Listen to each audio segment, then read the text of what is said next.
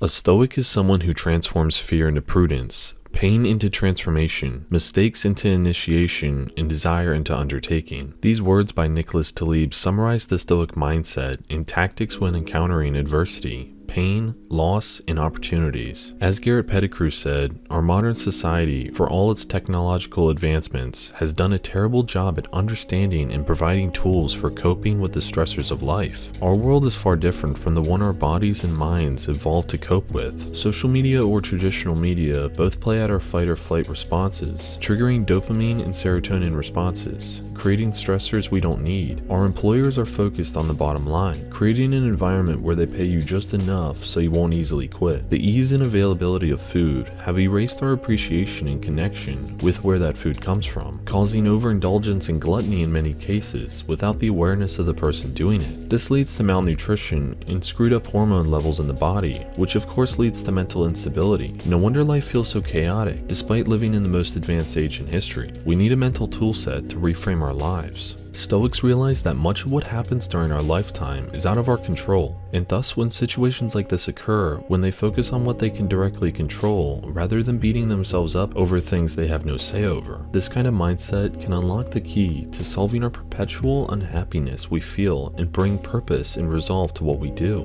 The coping mechanisms we use today clearly do not work, and oftentimes we see the results of them physically and mentally. What if instead of making distractions like drinking due to the unrealistic expectations of your job put in place by your boss, you took action and left? What if when a member of your family is dying, you utilize the finite time you have left, making the most of every moment, encouraging your family, being the light in the dark, and save the mourning for the passing? I have dyslexia, and one of the biggest things I had to overcome early on with the learning disability was how to stop blaming myself for my struggles. I would watch my classmates breeze through spelling bees and reading while I could barely do either. It wasn't my fault, but it took a long time to focus on strategies to achieve success with this in my life. Over time, I even began to credit the challenge of succeeding in modern academics with dyslexia as a booster in other areas of my life. I began to feel like I could conquer anything. The disability had made me a man who would stop at nothing for what he wanted, and to me, that is a gift. The Stoics method of overcoming anything is cutting out the distractions, uncontrollables, and maintaining mental activity